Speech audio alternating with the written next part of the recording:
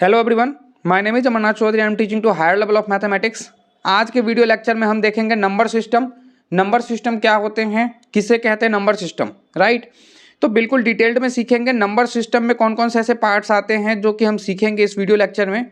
Natural number first में क्या है बाबू, नेचुरल नंबर। नेचुरल नंबर्स क्या होते हैं, काउंटिंग नंबर्स ही हमारे नेचुरल नंबर्स होते हैं। जब हम बचपन में होते हैं तो हमें 1 2 3 4 5 6 ऐसे करके काउंटिंग सिखाया जाता है, राइट। तो ये नेचुरल नंबर होते हैं। क्या होते हैं बाबू, ये नेचुरल नंबर होते हैं, ठीक है। नेचुरल नंबर 1 2 3 4 5 से लेकर के इन्फिनिटी तक जाती है, राइट, अनंत तक जाती है। काउंटिंग नंबर्स क्या होते हैं, ये भी 1 2 3 4 5 6 7 8 9। पॉजिटिव नंबर भी क्या होते हैं बाबू, ये भी 1 2 3 4 5 6 7 8 9 इस तरीके से होते हैं, राइट। तो नेचुरल नंबर, काउंटिंग नंबर और पॉजिटिव नंबर तीनों एक ही चीज होते हैं। फिर से एक बार सुन लेना बाबू, नेचुरल नंबर, काउंटिंग नंबर और पॉजिटिव नंबर, ये तीनों के तीनों जो होते हैं वो एक ही चीज होते हैं, ठीक है। इनके एग्जाम्पल्स भी जो होते हैं वो वही होते हैं, राइट। अब चलते हैं बाबू सेकंड में क्या है हमारा, होल नंबर। होल नंबर्स क्या होते हैं, होल नंबर्स काउंटिंग नंबर्स में या फिर ऐसे कह लें कि नेचुरल नंबर्स में हमारा जीरो ऐड हो जाता है तो वो हमारा होल नंबर होता है, राइट। जैसे हम लोग काउंटिंग नंबर्स के लिए बोल रहे थे 1 2 3 4 5 6 7 8 9, अब क्या है कि हमारा होल नंबर है उसमें केवल और केवल जीरो ऐड हो गया, right. I mean natural number के फैमिली में अगर जीरो ऐड हो जाए तो वो होल नंबर की फैमिली हो जाती है। तो यहाँ पे हम क्या देखते हैं एग्जांपल्स में, होल नंबर के एग्जांपल्स में 0 1 2 3 4 5 6 7 8 9 इस तरीके से हम आगे बढ़ते जाएंगे। यही हमारा हो गया whole numbers, right. Even numbers क्या होते हैं, इवन नंबर्स वो नंबर्स होते हैं जो 2 से पूर्णतः विभाजित होते हैं, आई मीन 2 से फुल्ली डिवाइड होते हैं, वो हमारे इवन नंबर कहलाते हैं, राइट। इवन नंबर क्या कहलाते हैं बाबू, जो 2 से फुल्ली डिवाइड होते हैं वो हमारे इवन नंबर कहलाते हैं। जैसे मैं एग्जांपल में लेता हूँ 2 4 6 8 10 12 14 16 इस तरीके से हम आगे बढ़ते चले जाएंगे, राइट। अगर मैं इसकी आइडेंटिफिकेशन की बात करता हूँ, इवन नंबर की आइडेंटिफिकेशन क्या होती है, जिस नंबर का ones place I mean last digit या तो 0 हो, 2 4 6 8 इनमें से कुछ हो तो वो हमारा इवन नंबर कहलाता है। याद रख लेना, कोई सा भी नंबर हो बड़ा से बड़ा, अगर उसका लास्ट डिजिट 0 2 4 6 8 होता है तो वो इवन नंबर होता है, राइट। अब चलते हैं बाबू ऑड नंबर पे। ऑड नंबर क्या होते हैं, जो 2 से फुल्ली डिविजिबल नहीं होता वो ऑड नंबर कहलाते हैं। फिर से ध्यान रख लो, इवन नंबर वो नंबर्स होते हैं जो 2 से फुल्ली डिविजिबल होते हैं, और ऑड नंबर्स वो नंबर्स होते हैं जो 2 से फुल्ली डिविजिबल नहीं होते हैं। उसमें रिमाइंडर कुछ ना कुछ आएगा जिसकी वजह से वो फुल्ली डिविजिबल नहीं होंगे, और जब फुल्ली डिविजिबल नहीं होंगे तो वो नंबर ऑड नंबर हो जाएगा, इवन नंबर नहीं होगा, राइट। ऑड नंबर वो नंबर होते हैं जो 2 से फुल्ली डिविजिबल नहीं होते हैं, वो ऑड नंबर कहलाते हैं। एग्जाम्पल में बोलूँ 1 3 5 7 9 11 13 15 17 इस तरीके से हमारे ऑड नंबर के एग्जाम्पल्स जाएंगे, राइट।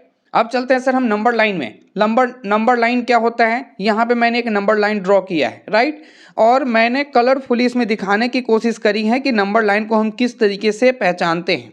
बीच में हम क्या देखते हैं बाबू, जीरो है। ये जीरो जो होता है वो उसको हम जीरो इंटीजर कहते हैं। जीरो इंटीजर के फैमिली में केवल और केवल जीरो होता है, और राइट साइड में नंबर लाइन में जहाँ जीरो होता है, जीरो के राइट साइड में पॉजिटिव इंटीजर होते हैं और लेफ्ट साइड में नेगेटिव इंटीजर होते हैं।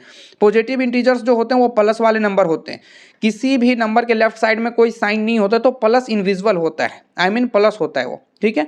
तो यहाँ पे 1 प्लस में है, 2 प्लस में, 3 प्लस में, 4 प्लस में, 5 प्लस में, ये सारे नंबर जीरो के राइट साइड जितने नंबर जाते जाते हैं उसके लिए हम प्लस लिखते नहीं है, लेकिन प्लस जो होता है वो हाइड होता है, इनविजिबल होता है, राइट। वो सारे नंबर्स जीरो के राइट साइड वाले सारे नंबर्स हमारे पॉजिटिव इंटीजर्स कहलाते हैं।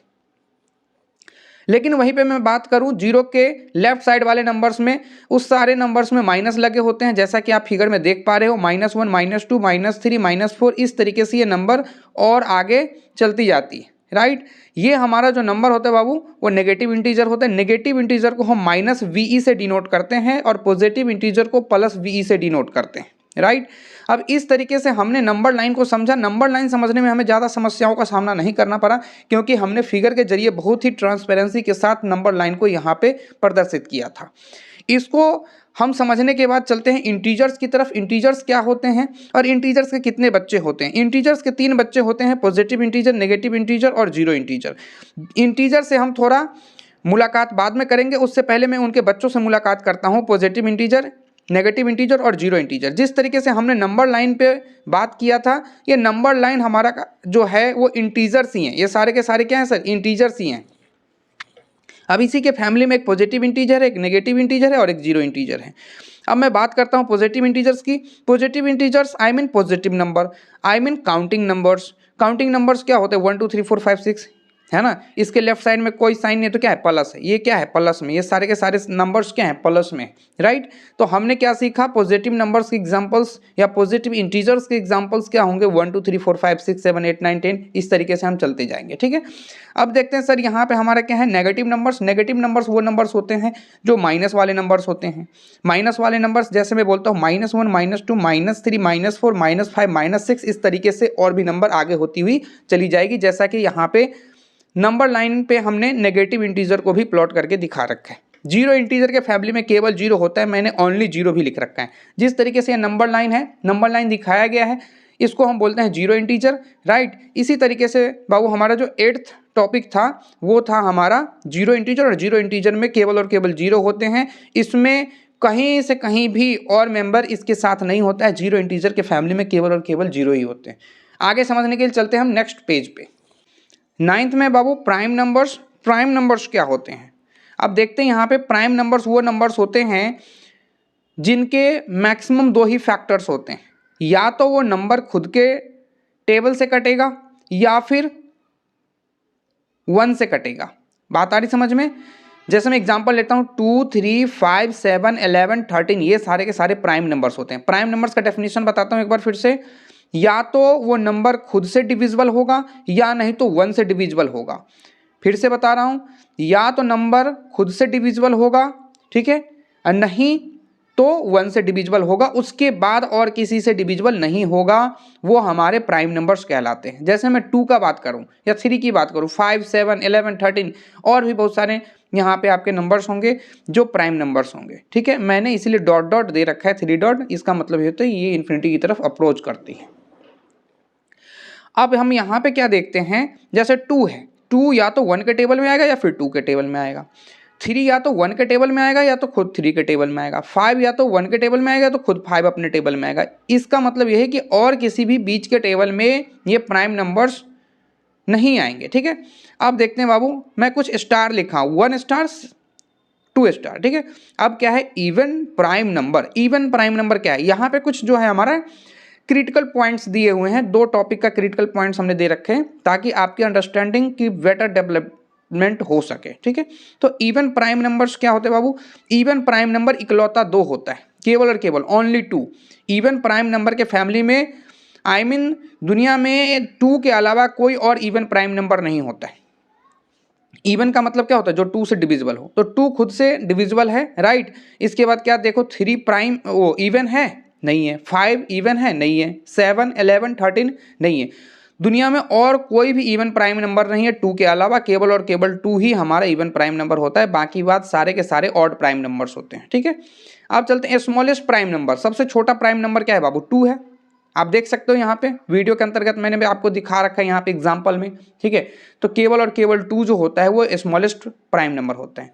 10th टॉपिक है बाबू कंपोजिट नंबर। कंपोजिट नंबर क्या होते हैं और किसे कहते हैं। कंपोजिट नंबर वो नंबर्स होते हैं जो खुद के टेबल से विभाजित हों, आई मीन खुद के नंबर से डिविजिबल हों, 1 से डिविजिबल हों, उसके अलावे और भी एक नंबर, कम से कम एक नंबर से डिविजिबल हों, उसको हम कंपोजिट नंबर कहते हैं। आई मीन इनके कितने फैक्टर्स होंगे, 2 से ज़्यादा फैक्टर्स होंगे, मोर देन 2 फैक्टर्स होंगे। जैसे 4 है तो 4 1 के टेबल में आता है, 2 के टेबल में आता है, 4 के टेबल में आता है। तो इसके कितने फैक्टर हो गए, 4 के 3 फैक्टर हो गए, ठीक है।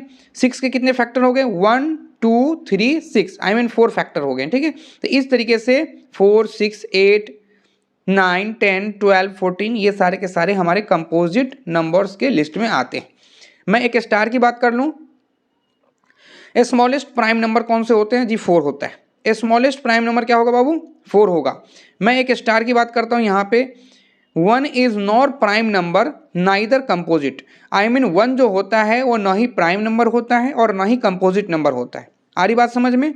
1 जो है सर ना ही प्राइम नंबर होता है और ना ही कंपोजिट नंबर होता है। तो 1 होता क्या है, 1 जो होता है वो स्पेसिफिक नंबर होता है। मैंने 11th टॉपिक में स्पेसिफिक नंबर में मैंने दिखाया है कि 1 होता क्या है। 1 only one factor of 1, so 1 is a specific number. 1 का केवल और केवल एक ही फैक्टर होता है, इसलिए हम 1 को हम स्पेसिफिक नंबर कहते हैं। आ रही बात समझ में। 1 के केवल और केवल एक ही फैक्टर होते हैं, आई मीन 1 ही खुद अपना एक फैक्टर होता है, इसीलिए हम उसे स्पेसिफिक नंबर कहते हैं। 1 ना ही प्राइम नंबर है ना ही कंपोजिट नंबर है। 1 अगर कोई पूछे तो आप बता सकते हो, ठीक है, बोल्डली बता सकते हो आप कि 1 जो है वो स्पेसिफिक नंबर है। ठीक है, अब चलते हैं नेक्स्ट में। 12th टॉपिक है हमारा। 12th टॉपिक क्या है sir, rational numbers. Rational numbers क्या होते हैं, which number is written in the form of p by Q, वो नंबर जो p अपन q के फॉर्म में लिखा जा सके, where p and q are integers, जहां पे p और q इंटीजर्स हो but q not equals to 0, I mean q जो हो वो 0 ना हो। आई मीन आप देखो, जैसे मैं एग्जांपल में लिखता हूँ 3/4, 5/7, 22/7। एक बार मैं फिर से थ्योरी समझा देता हूँ। रैशनल नंबर वो नंबर होते हैं जो p अपन q के फॉर्म में लिखे जा सकते हैं, जहां पे p और q जो है वो इंटीजर्स है लेकिन q not equals to 0, I mean q जो है वो 0 नहीं हो सकते हैं। अब q 0 क्यों नहीं होंगे, और अगर q 0 हो जाए तो क्या हो जाएगा। ठीक है, जैसे मैं एग्जांपल में लिखता हूँ 3/4, तो 3/4 में ये ऊपर का जो 3 है उसको हम न्यूमरेटर कहते हैं और 4 को हम डिनोमिनेटर कहते हैं। इसी तरीके से 5/7 में मैं 5 को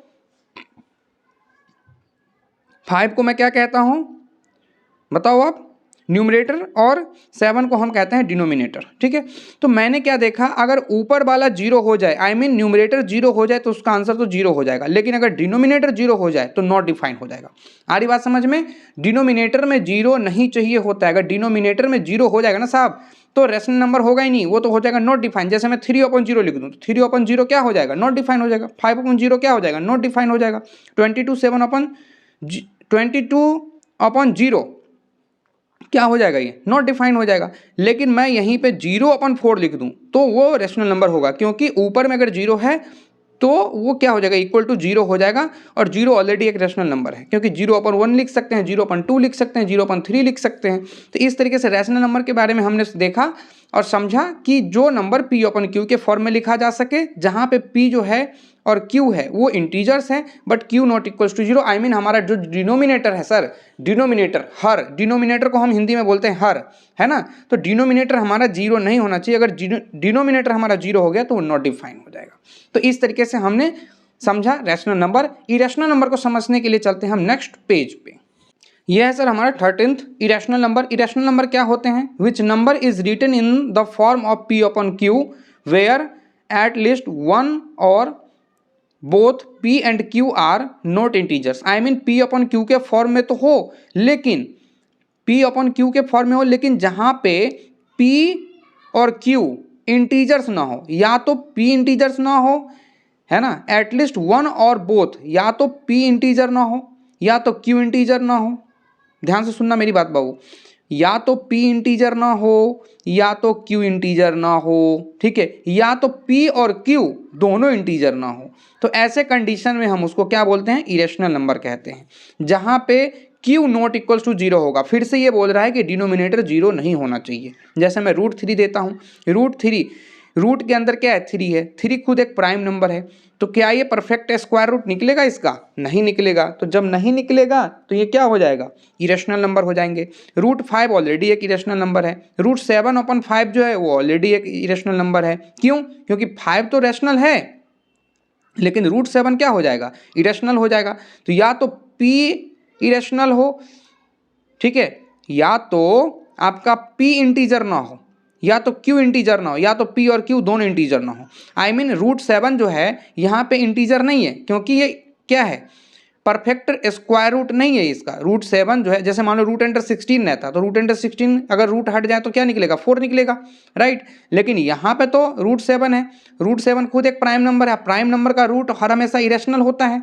आ रही बात समझ में। तो √7/5 क्या हो जाएगा, ऑलरेडी एक इरेशनल हो जाएगा। पाई जो है वो हम मैथमेटिक्स के अंदर बहुत ही ज़्यादा यूज करते हैं फार्मूला में, खास करके बहुत जगहों पे इसका यूज किया जाता है पाई का, इसलिए मैं आपको बताना चाहूँगा पाई भी एक इरेशनल नंबर होता है। पाई भी एक क्या होता है सर, एक इरेशनल नंबर होता है। चलते हैं बाबू 14th टॉपिक पे। ये हमारा है रियल नंबर। रियल नंबर्स क्या होते हैं? रियल नंबर जो होते हैं वो रैशनल और इरेशनल के पापा जी होते हैं। रैशनल और इरेशनल के पापा जी होते हैं। तो मैं रियल नंबर के डेफिनेशन में थोड़ा सा चलता हूँ कि कौन सा पॉइंट ऑफ व्यू रखता है ये। Rational numbers plus irrational numbers is equals to real numbers, right. I mean ऐसी फैमिली जिसमें रैशनल नंबर्स भी हों और इरेशनल नंबर्स भी हों, वो रियल नंबर्स की फैमिली होती है। मैं एग्जांपल में लिख सकता हूँ 3/4 कॉमा √3 कॉमा 5/7 कॉमा पाई कॉमा √5 कॉमा √7/5। जैसे मैं 3/4 की बात करता हूं तो ये तो हमारा रैशनल नंबर है, लेकिन यहीं पे √3 हमारा इरेशनल नंबर है। 5/7 जो है इरेशनल है, पाई हमारा इरेशनल है, √5 हमारा इरेशनल है, √7/5 हमारा इरेशनल है। तो रैशनल और इरेशनल का जो मिक्स एग्जाम्पल होगा वो आपका रियल नंबर का होगा। क्यों? क्योंकि रियल नंबर के फैमिली में रैशनल नंबर भी होंगे, इरेशनल नंबर भी होंगे। आ रही बात समझ में बाबू? ठीक है, ओके। चलते हैं बाबू, एक 2 स्टार सीखेंगे आपको। एलसीएम, एलसीएम को हम क्या बोलते हैं? Least common multiple. HCF, HCF का फुल फॉर्म क्या होता है? Highest common factor. फिर से मैं देखता हूँ, एलसीएम का full form least common multiple, HCF का full form highest common factor. ठीक है, अब इससे मैं एक फार्मूला बनाता हूँ जो कि 15th फार्मूले में नोट डाउन किया गया है आपके चैप्टर में। यहाँ पे मैंने दिखाया है नंबर सिस्टम में। LCM into HCF is equals to product of two numbers. बहुत इंपॉर्टेंट फार्मूला है बाबू, कई जगह पे आपको यूज करने का मौका मिलेगा मैथमेटिक्स के अंदर। ठीक है, LCM into HCF is equals to product of two numbers. I mean दो नंबर का जो प्रोडक्ट होता है, प्रोडक्ट मतलब क्या होता है? मल्टीप्लाई। आई मीन दो नंबर्स को आप मल्टीप्लाई करोगे तो जितना मिलेगा उतना ही आप उस दोनों नंबर के LCM और HCF को मल्टीप्लाई करोगे तो मिलेगा। इसीलिए मैंने एक फार्मूला बता दिया आपको, LCM into HCF is equals to product of two numbers. ध्यान रखना, प्रोडक्ट का मतलब होता है मल्टीप्लाई। प्रोडक्ट का मतलब क्या होता है बाबू? मल्टीप्लाई। ठीक है, तो ये 15th फार्मूला है। इसी तरीके से आपका ये नंबर सिस्टम का जो पूरा का पूरा थ्योरी पार्ट है वो खत्म होता है। ठीक है, मिलते हैं नेक्स्ट वीडियो में, तब तक के लिए जय हिंद, जय भारत, वंदे मातरम, भारत माता की जय।